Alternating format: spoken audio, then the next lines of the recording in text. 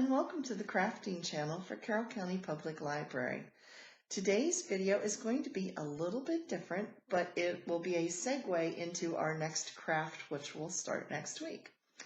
So if you haven't already, please click that little red subscribe button down below.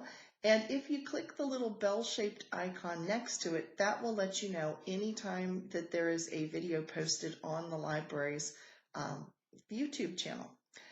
So let's get started. Before I give you a tour of my craft room and how I have things organized, and let's face it, it's mostly yarn, but before I give you a tour, I thought I would point out that the library, while they're closed, does have a lot of digital books available on knitting and crochet and yarn in general. So I thought I would share just a few. If you go over to the library's main website, which is library.care.org, and you go over to the digital books, it's a little box, and it talks about ebooks. If you click on that, and in the search box you type in knitting or crochet or yarn, you will get a huge selection of things that you can look through. If you're interested in knitting, there is a whole subscription to Simply Knitting magazine that has lots of patterns in it you can check out. There are also pattern books over there. There's information about different types of yarn. There are fictional knitting books, and there's my personal favorite, which are cozy mysteries. And I thought I would just share with you a couple of my recommends as far as cozy mysteries. Now, a cozy mystery is a mystery that takes place, it's a clean mystery. In other words, it's a murder mystery without all the blood and guts and gory details. Sort of like Murder, She Wrote, that type of thing. The person who is the main character solving the mystery is always an amateur sleuth. So there are a couple over in the digital collection that are my favorite authors. One of them are called Crochet Mysteries by Betty Hechtman. They are so funny. They are just a cute series. The characters, there's like one that's the comic relief who like dresses very flamboyantly in all her crochet attire, and it's just a cute series. It's a fast and fun and enjoyable read. There's a pattern included at the back of the book. It's just a nice series, and I enjoy it. This particular author, Betty Hechtman, puts out a crochet mystery series. She also does a knitting series called the Yarn Retreat Mysteries. So she has a knitting and a crochet, but that's Betty Hechtman. And my other favorite that's over in the digital books is the Knit and Nibble Mysteries by Peggy Earhart.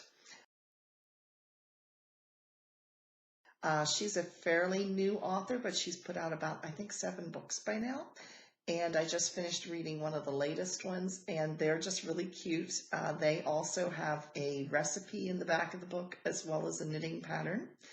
And again, they are cozy mysteries, so they're going to solve mysteries, but there's lots of yarny goodness in the story as well. So those are just a couple of my personal favorites.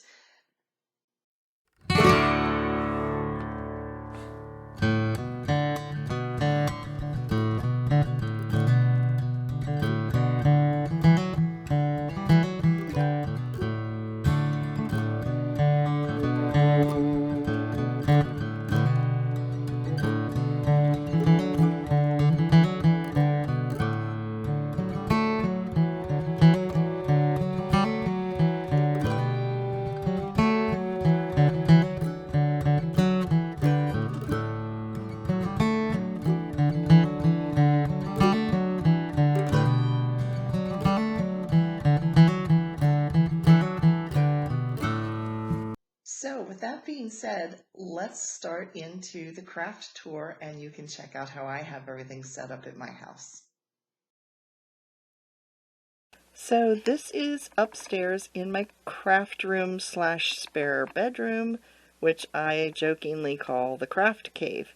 Now, the mess over here is not normally here, but I have a podcast every week. Well, actually I do 2 videos a week for knitting and crochet, and it is called Katrina's Creations.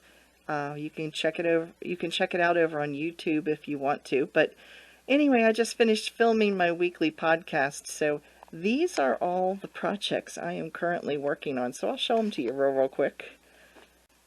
This is a little cape or capelet, sort of like a poncho but short, that I'm working on, and it's a little shell stitch pattern, and this is crocheted. And then here I have a sweater that I'm working on. This is knitted, and I don't know how well the sparkles are going to show up, but it has lots of sparklies in it. This is what the yarn looks like. You can see some of the sparkles in the yarn. And then this is another knitted shawl that I'm working on. Right here.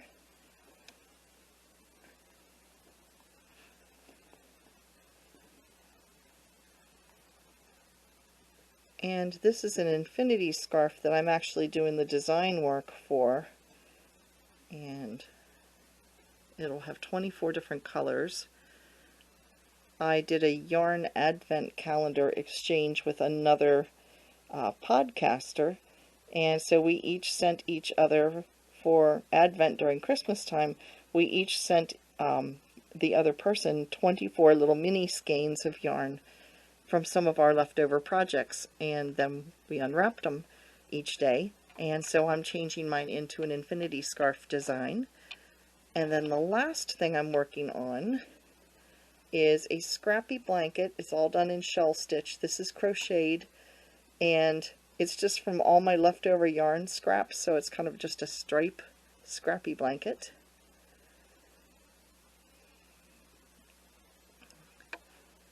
So now let me show you the wall of yarn. Here is my yarn.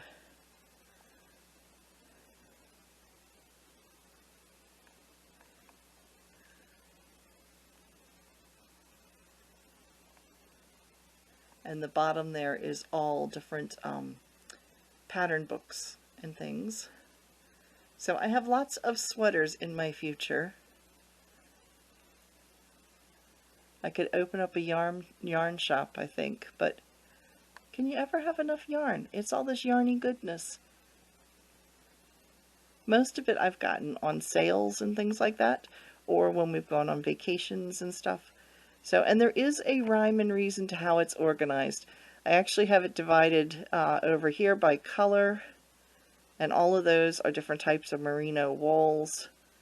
And over here is, those are all fingering weights. These are all worsted weights, and they are all wools or natural fibers.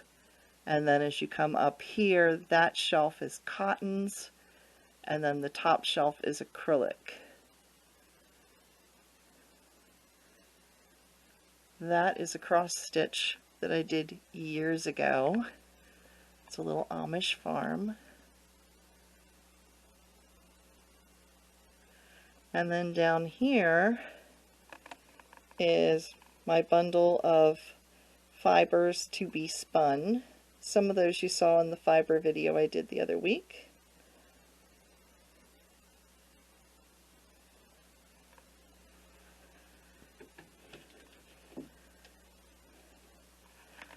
And then I have this closet up here, and those are the yarn that is the weight that you would do doilies with. And then those are some blocking mats and some pillows. And that is some fabric. And then down here I have drawers that carry some of my stuff from my Etsy shop, because I do sell project bags and things online. So those are some of my supplies for that. And then down here, this is where I keep some of the knitting needles over here. These are knitting needles and crochet hooks and things that I don't use all that often, but I do still have them. I don't use that many straight knitting needles, but I have a couple that I save. So those are in there. And then this is all different types of project bags.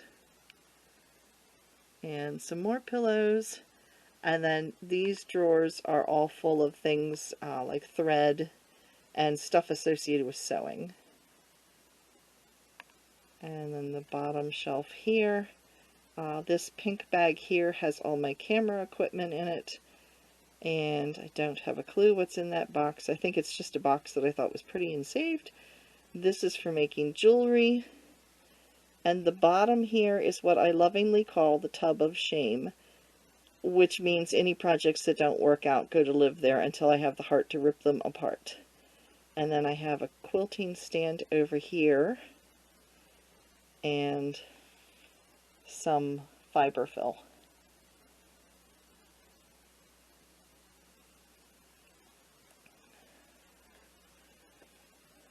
And then I store my wrapping paper on the door here, out of the way.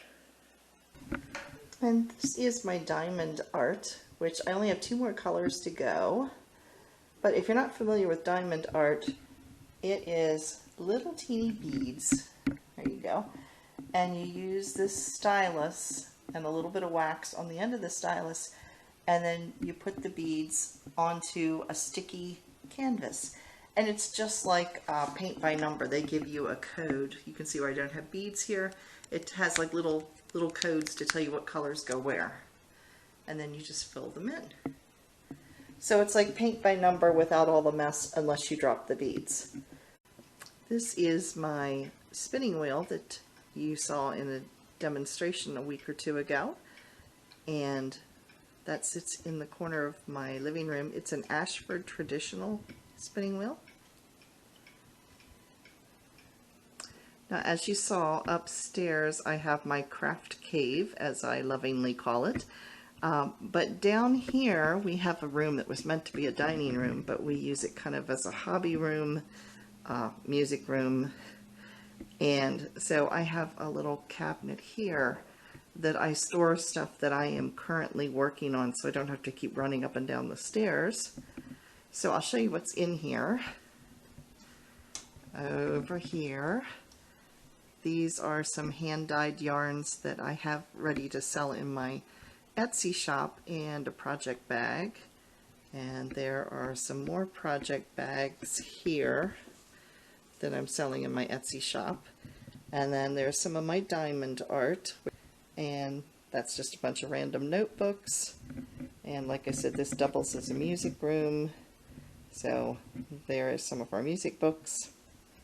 So in this cabinet here,